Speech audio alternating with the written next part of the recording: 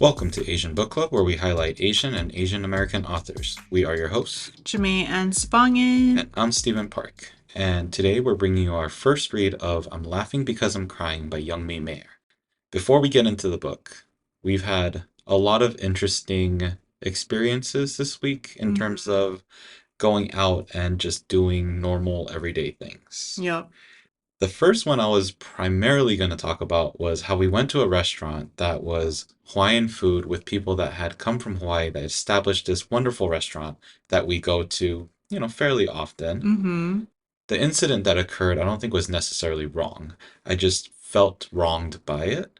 And Mm. it was with these two people, this couple who was white, and they had cut us and did not acknowledge any part of that. Then they had cut someone else, and I was somewhat infuriated by that whole situation.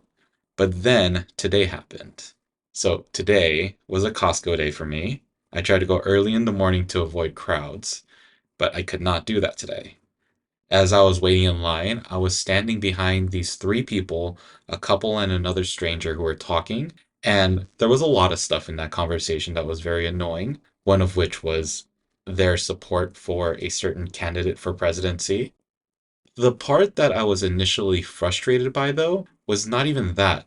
It was how they approached the situation of being at Costco. Mm-hmm. So, what they started off was how frustrating it was to be at that location, how being there on a Sunday was like fighting through everything. Anything from the parking lot, you had to be aggressive. You had to get your way. You had to move in certain ways so that you got your spot. You got this, you got that. I think of those experiences as them creating their own stress. Mm. Why did you have to fight for a parking spot? Why did you have to battle that person for a sample of cheese or whatever it is? Like, I don't know. Like, I try to approach these shopping experiences as something that I know is going to take time out of my day. I know it's going to be stressful, and I try to move on with it. I Mm. don't fight people for parking spots. I try to just get one, and if someone else cuts me off, I'm annoyed and I'm pissed, but then I move on. These people sound like they're ready to go to battle for a singular parking spot. Mm. And it's like, if that's the way you're entering this war that you've created in your brain, of course you're going to have a terrible experience.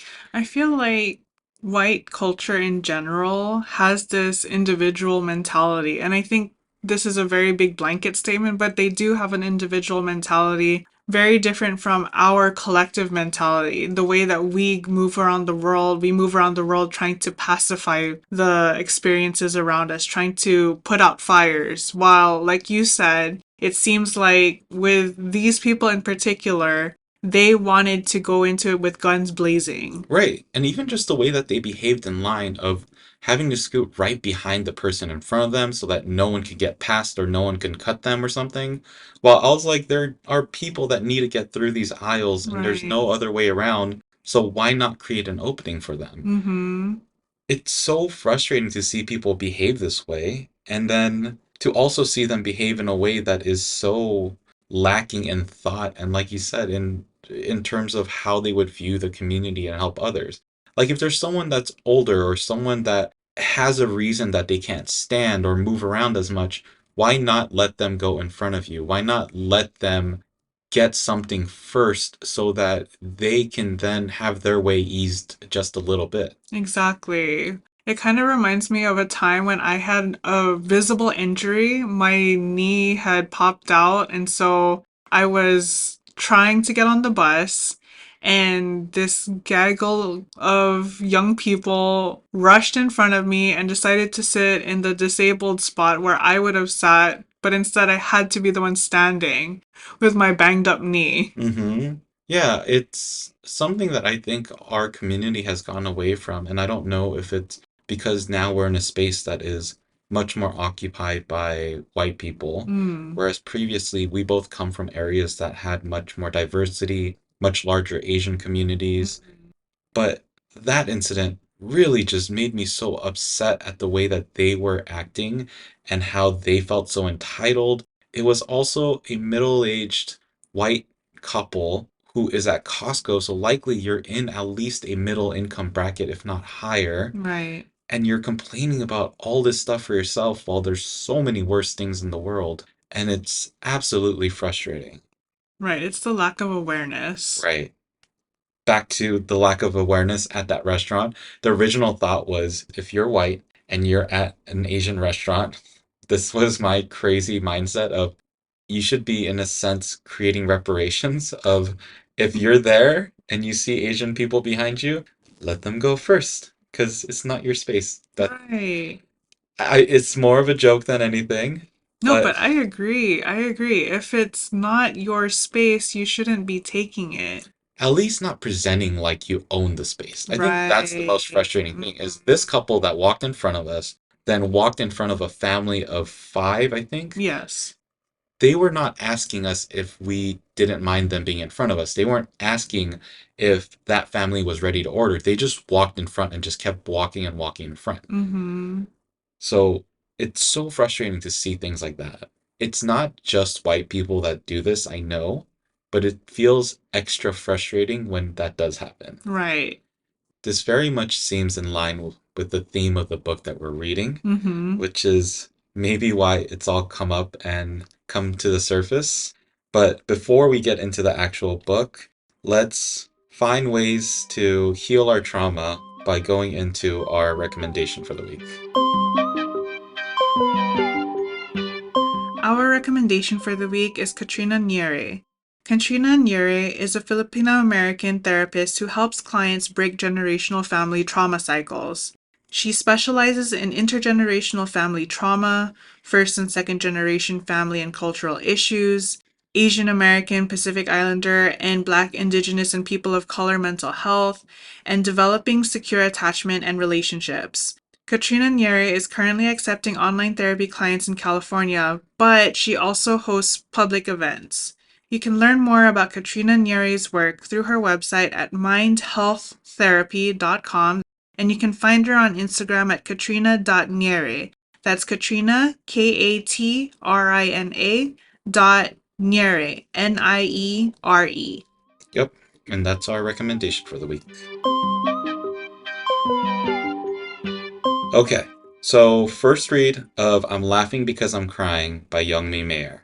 This is an advanced copy, so we won't see this on shelves until November later this year. Mm-hmm. It's also going to be the reason why our discussions are going to be a little bit different than how we normally do. We're not going to go into as much descriptive detail of the events that she's going to describe in her books, but we are going to talk about the topics and what she brings up, Mm-hmm. which are very deep, it's very thoughtful, but there are also a lot of trigger warnings within this read. Yes. A few of the trigger warnings in this particular read are suicide, murder, death, rape, child abuse, and assault. So, if you're going to read this book, especially in these first three chapters, be ready for that or consider skipping them altogether. In this particular recording, we aren't going to talk about those stories, but know that they are in this book. Yeah, and that was something I wanted to discuss more up front was this book is described by Michelle Zauner as raw. It also talks about a sense of enviable freedom. Mm-hmm.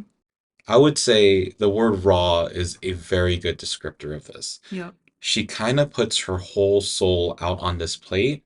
And if you haven't heard any of Youngmi's material in the past, she is very open. There's a lot of truth coming out. There's also sarcasm and a sense of dark humor within the way that she tells her stories. Absolutely.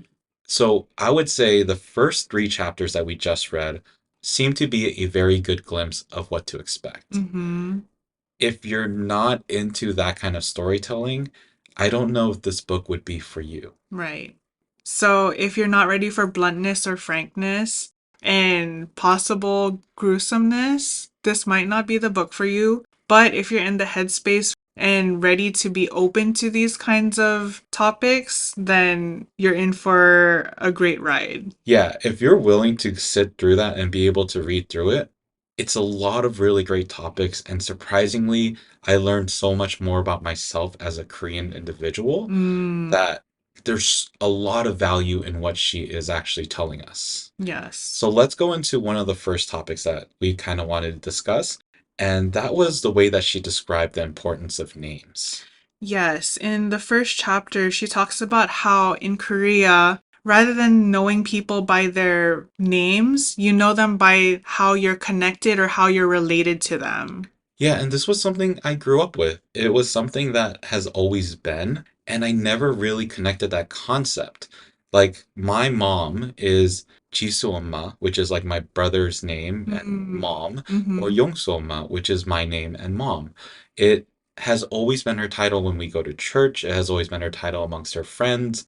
People that are Korean know her by this, and I never thought, secondly, that there was another concept to it rather than this is just what we do. Totally. I remember when I was tutoring at an English language learner center that whenever I tried to learn the names of parents, they would always just say, "Oh, just call me so and so's mom." And I Yeah, would be so confused and like, "But I want to get to know you." And they're like, "No, no, no. This is who I am." right. I still don't know any of our family friends' names. Like, Mm, that's what I realized.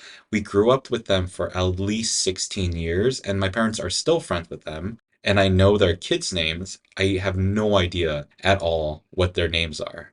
totally. It also brought up a sense of personal discovery for me because I've always gone by Steve or Steven. It's been my American name and a name of comfort because it's really easy to say. And then when people ask me what my Korean name is or what my middle name is, which is my Korean name, I back off from the topic or I'm very shy or hesitant to reveal it. Hmm, And I didn't realize that that could have came from a sense of my culture or who I am as a Korean. for sure.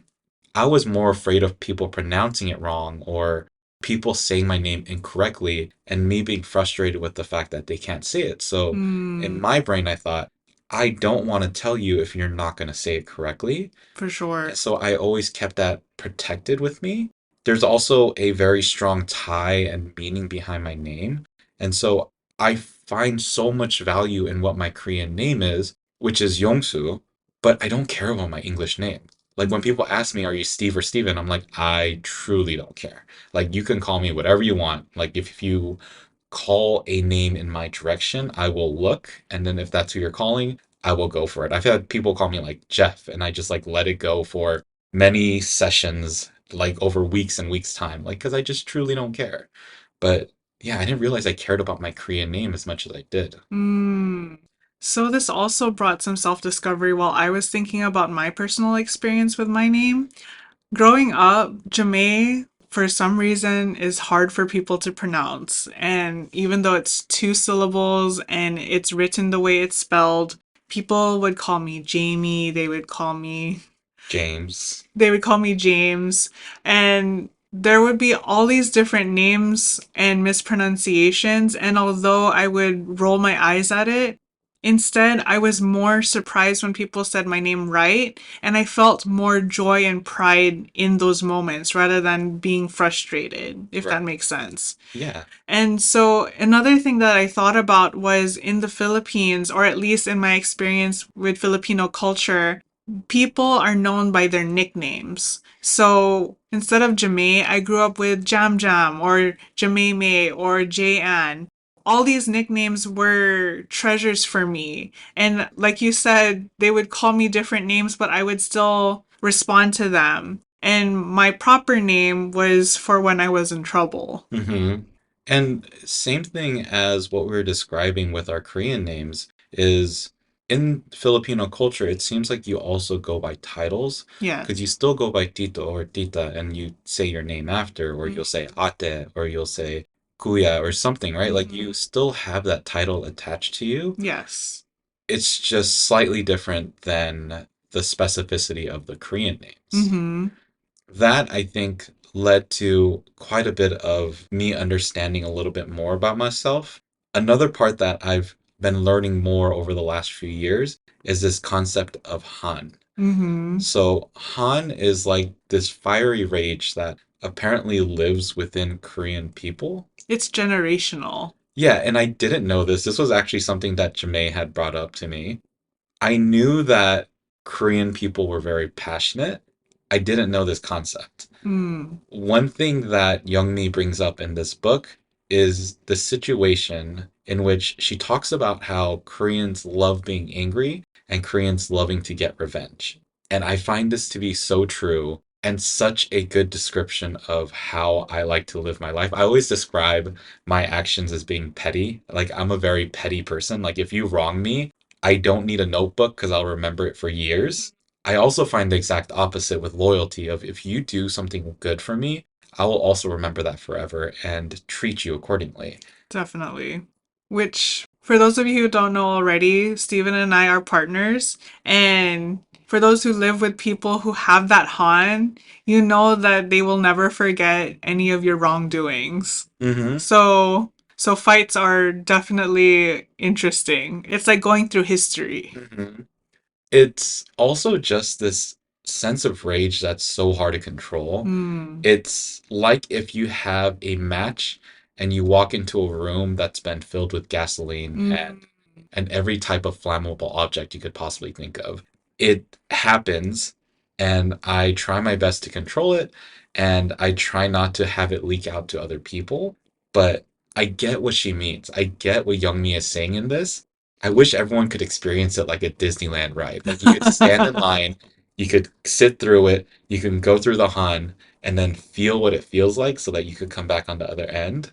But I didn't think of it as something that was also culturally based. It Mm-hmm. was also something that's described as a part of our trauma and what our really recent ancestors have gone through in terms of what has happened in Korea. Yeah. So it was interesting.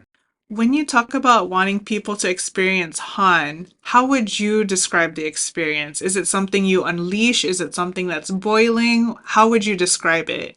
No, it's genuinely like, I guess a better descriptor is if you're in a small office and it's filled with all the things you have to do in a day, think of all that stuff being poured and doused over with gasoline. And then if something happens to you, a match goes off in that room. Mm, It genuinely feels that way. There's no sense of being able to temper it or control it at that moment. gotcha. It's kind of the aftermath that you have to work on. Mm, Maybe you can like put a couple of inflammable objects in there as terms of therapy and things like that.